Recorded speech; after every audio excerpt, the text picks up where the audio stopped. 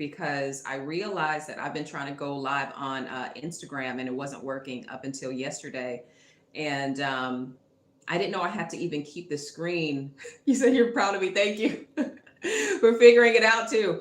I didn't realize I had to keep the screen like in front of me, so right now I'm looking at multiple screens right now, but so that I can even see who's commenting, who's a part of it, so I can talk back and we can have a fruitful conversation. So I'm proud of you, by the way.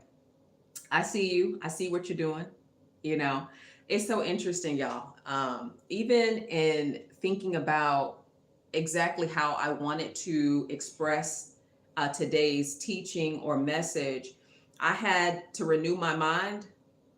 I'm talking about it's time to exit. You're welcome, by the way. It is time. It's time to exit. And what are we exiting from? There are certain pitfalls that we all experience, you all, that cause us pain.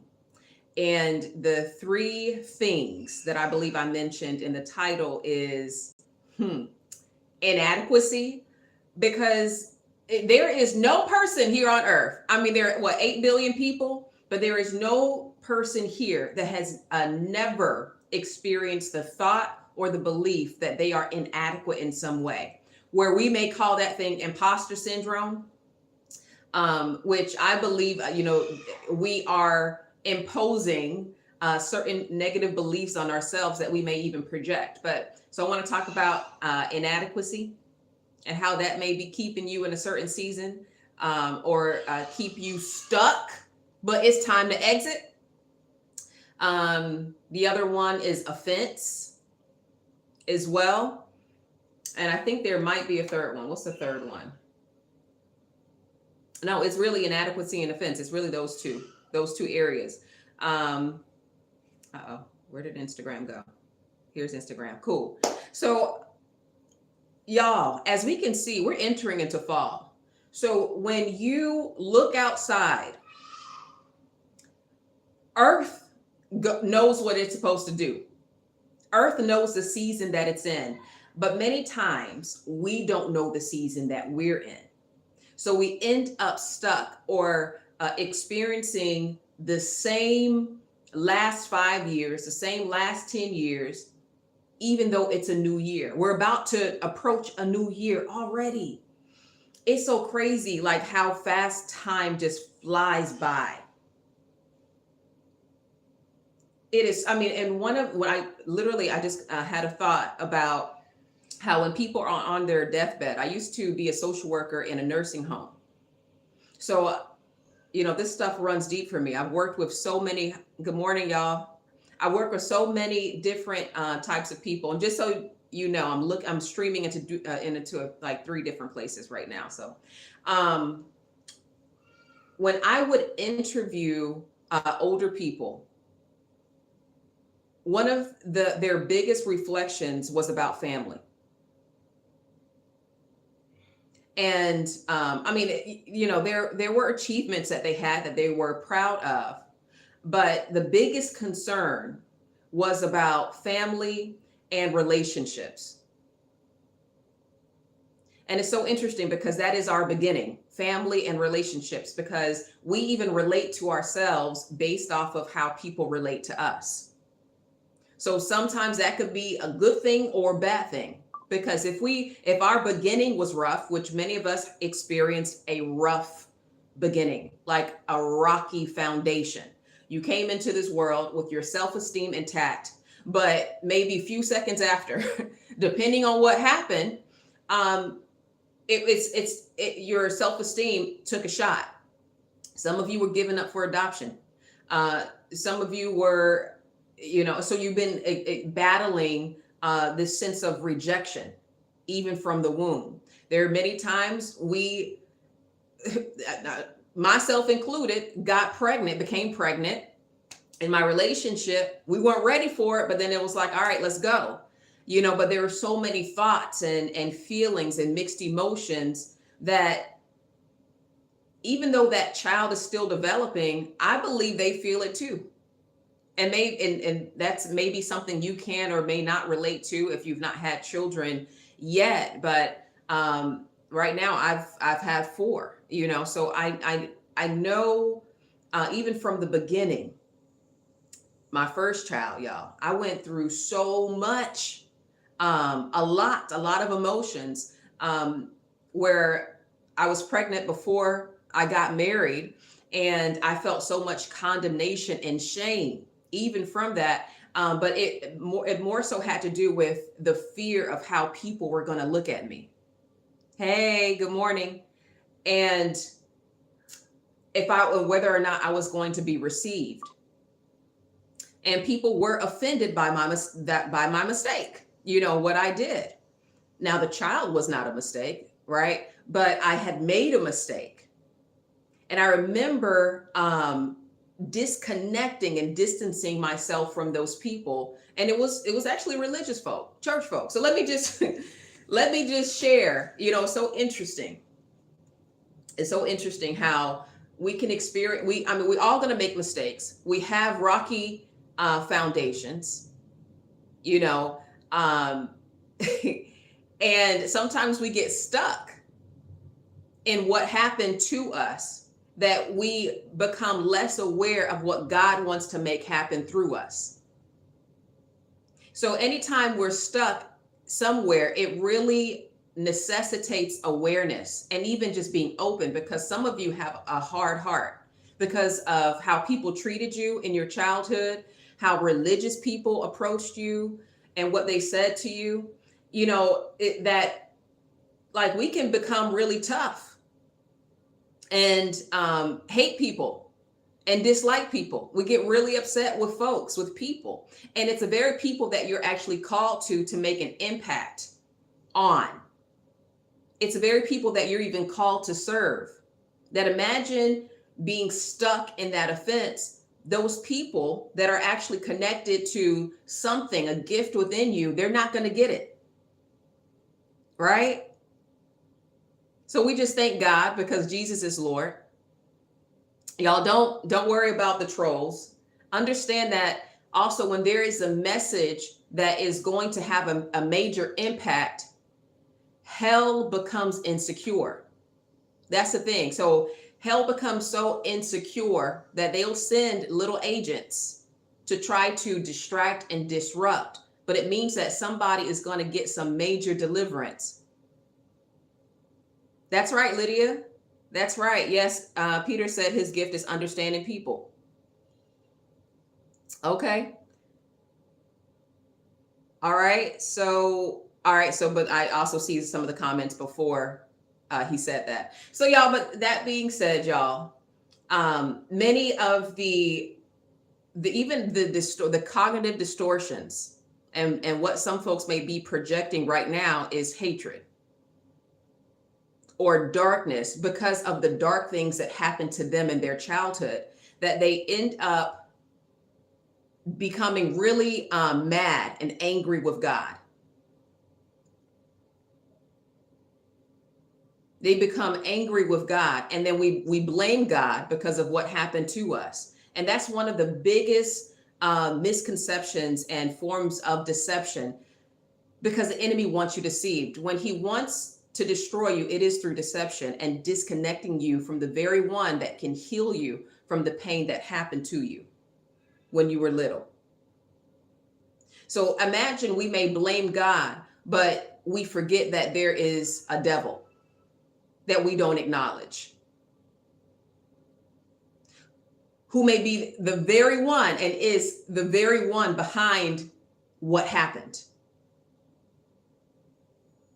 The invisible enemy that we forget about, but we blame God. So then we may become adults who are atheists, agnostic, or we can be Christian and just separate ourselves from people and stuck in offense because of a religious person who didn't handle us right at some point in our lives, in our journey, that we become distant. But even for those who have separated themselves from God because of what happened in your childhood, there are so many clients that I've had that are atheists, that are agnostic. I do not throw stones. I understand. because many times the people they encountered got it wrong and they misrepresented God to them.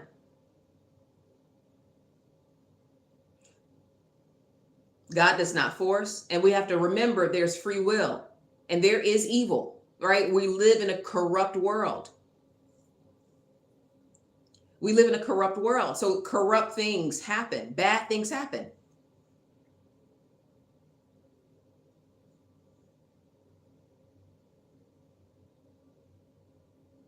But then if I become deceived and I focus my blame on God, I'm also going to remain stuck, forgetting about free will and forgetting that there is an enemy since the beginning, y'all. Since the beginning, um, what was the first device?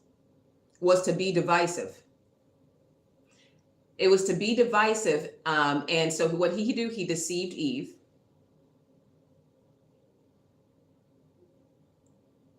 By making her feel or telling her, because he can't make someone feel a certain way, but he can give you misinformation so that you become misaligned. So he said that there is something that God was trying to keep from her and Adam, that if she were to eat the fruit, she would become like God and know from the tree of knowledge, good and evil, right? Which was not something they were even ready for. God told them not to, not because they were imperfect, but because how they made them was perfect. But he planted a seed of perversion so that she would look at herself as inadequate. There are so many people here that think of themselves as inadequate, or they experience imposter syndrome. They lack peace. They are hurt people who hurt people. They are unable to sustain healthy relationships.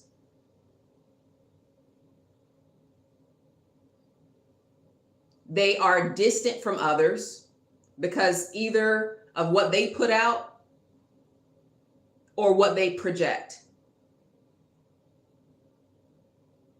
So it all has to do with the mind. Because when the enemy wants to destroy us, it's going to be through deception and divisiveness. Pain that's not transformed is transmitted. So then what happens, right? So she extends that to Adam. Adam ends up even blaming her. So what do? We end up pointing the finger. So there is offense, there's inadequacy, and then now there's offense and blame. So now we start to just blame and focusing on who did this to us or who did that. And anytime you are blaming, you are also denying yourself of the power you have to pivot. So y'all, going to Ecclesiastes chapter 3, it literally talks about how there is a season and there is a time for every purpose on earth. So the key to maximizing the season that you are in is knowing the time and being obedient to God's voice, because he knows you better than anybody ever will. So sometimes we remain offended, or we are stuck in offense because of what somebody said that led us to feel inadequate. It's an age-old trick. We want to protect ourselves from trolls on the internet. I don't care. Like I don't care for the trolls, or protecting myself from what they're going to say. I used to. And I remember literally, if my focus was there, and when it was there, it would stop me and stifle me from making the impact that I know that I can make. So we put out what is on the inside of us. So someone that is putting out hate or perversion themselves, they hate themselves. They dislike themselves. Someone that is putting out hate hates themselves. They lack peace. So they can only project pain.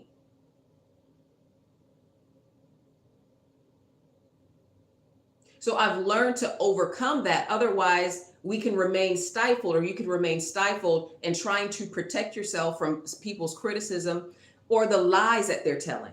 Because the thing is, as long as you believe a lie, it will seem true. And then you can miss the season or the time where God is calling you to exit out of the place that you've been in, a relationship that's not going anywhere, a job. Sometimes we need things like almost like a forced life adjustment so that we can get out of those very places that we've been in for far too long, simply because it's familiar. It's a familiar place. But yet the places that God is calling you to is uncharted. It's uncharted territory that it literally takes faith beyond what you can see. But many times we're trying to protect ourselves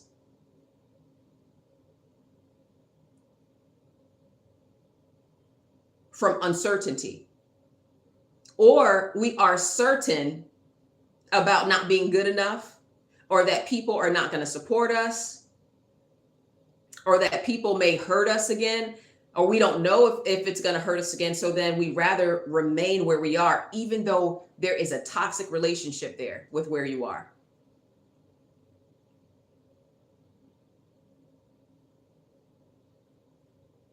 So it does take courage to even see yourself a new way, in a different way.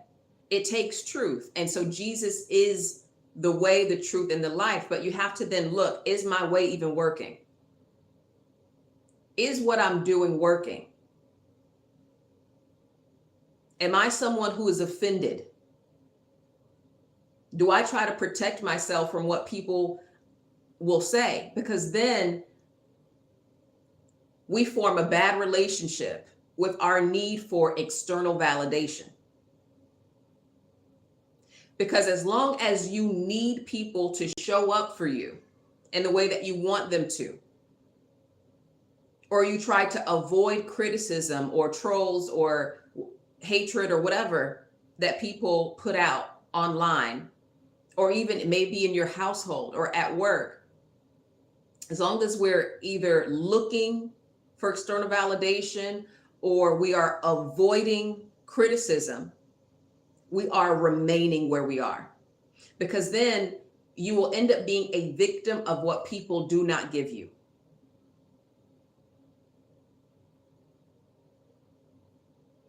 Or if you're in a pattern of avoidance, you will remain void because you're not allowing yourself to develop and receive new information that you're able to handle the criticism. You're able to handle the trolls. So sometimes what do? We end up distracting ourselves from the very opportunities where God is wanting to develop us, or we allow people to take up space in our mental house rent free.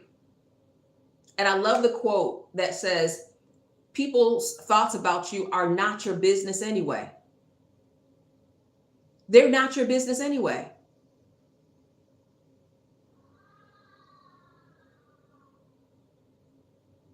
So many times we're trying to be understood by people who have made it their point to misunderstand you in the first place. So why are we looking for their applause or for them to understand?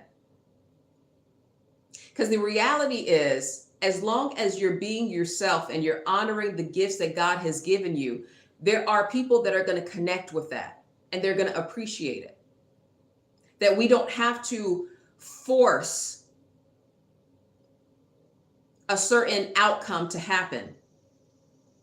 That when we don't get that outcome, we become discouraged. And we forget about the inner courage that's on the inside of us. You got to encourage yourself, uplift yourself, understand that heaven backs you up.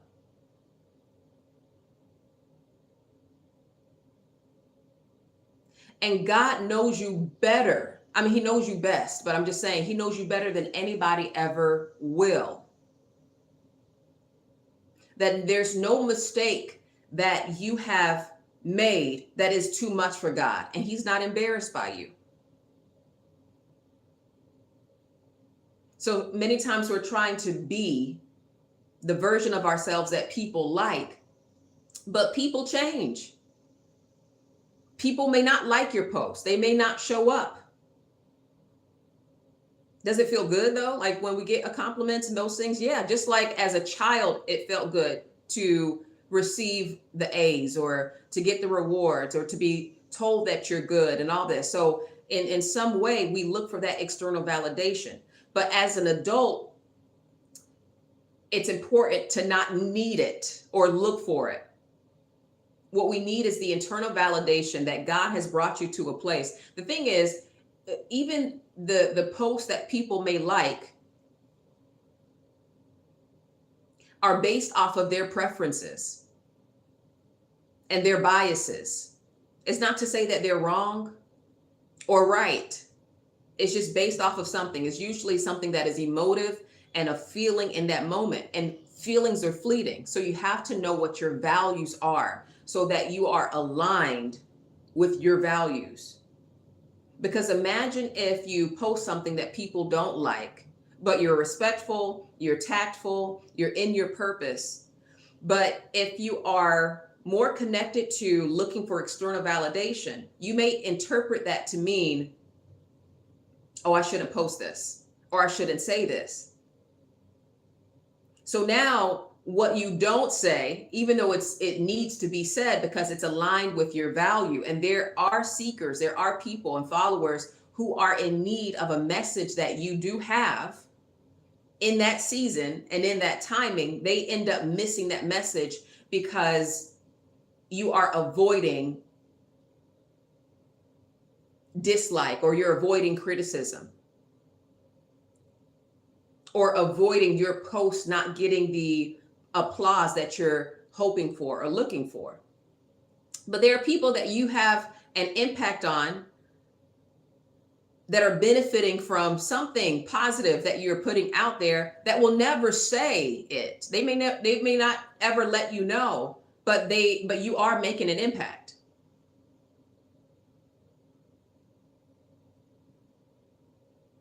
You're making a major impact. The thing is, when the enemy is insecure about your future, he wants you to be more secure in your past so that you can remain stuck there.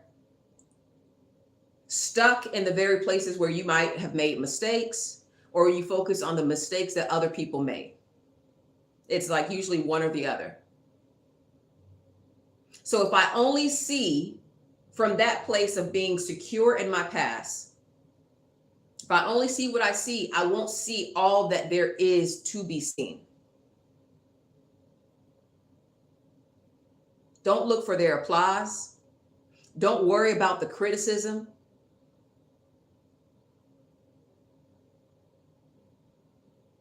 Don't allow those thoughts, those negative thoughts to take up space in your mind, because then you can end up offended and remaining offended until you realize, man, like, why do I even dislike this person?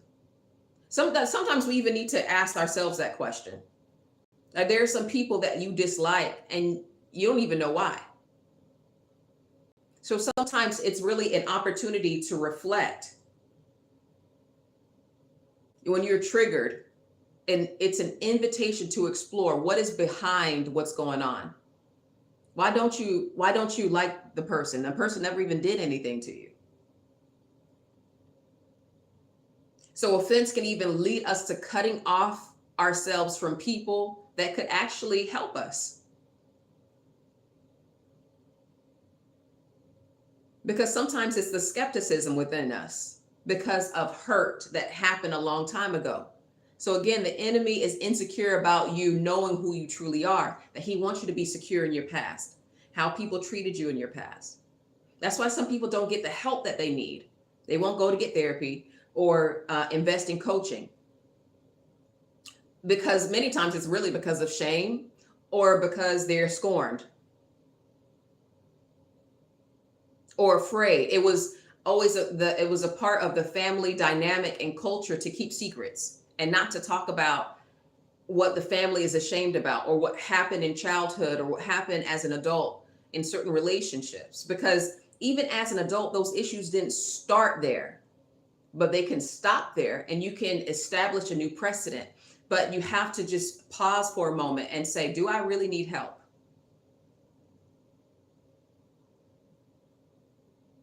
Why am I spewing out this hatred and this pain? Why do I hate myself? Why do I dislike myself?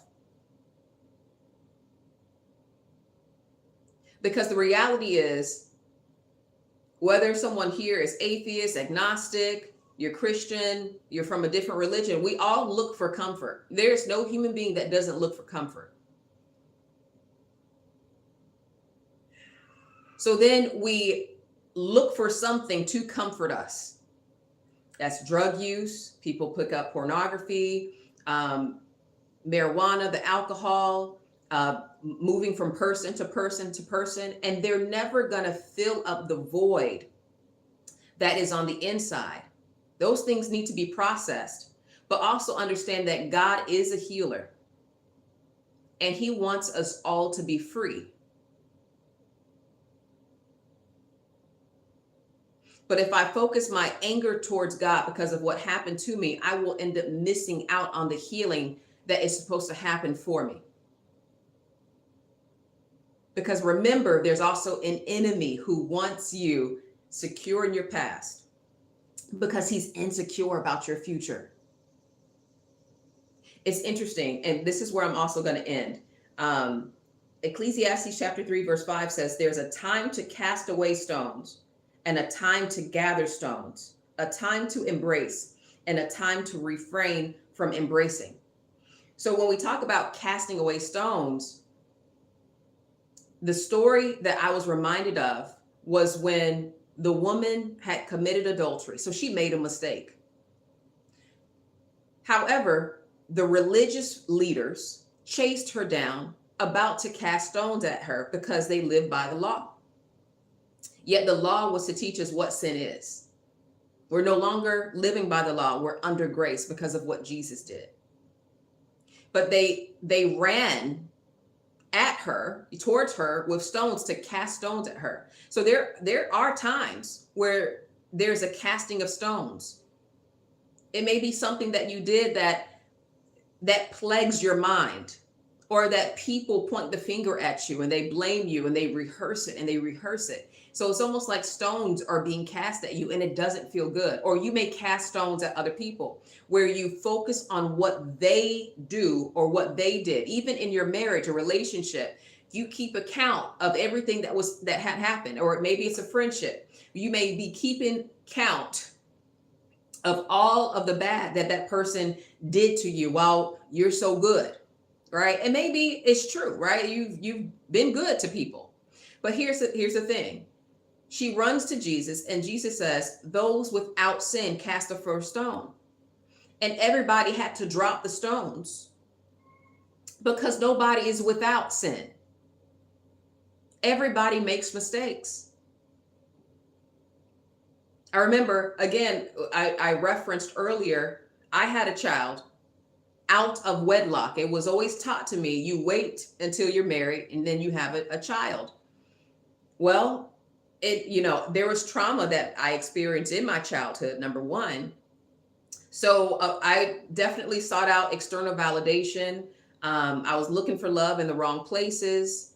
Also, all of that was happening. I was an unhealed person. So I also attracted unhealed people, unhealed men, right? So then the response that I got from religious people was like great disappointment. And it was it was so heartbreaking to me because it was the very people that I needed to help pick me up when I was already down. And I remember distancing myself from those people, but it didn't help me even in distancing myself. Maybe you experienced church hurt, or the way someone treated you when you made a mistake was horrific. Almost like they forgot where God had pulled them out of. And now they're pointing the finger at you, and you feel like people are pointing the finger at you when you've already feel bad. You already are pointing the finger at yourself.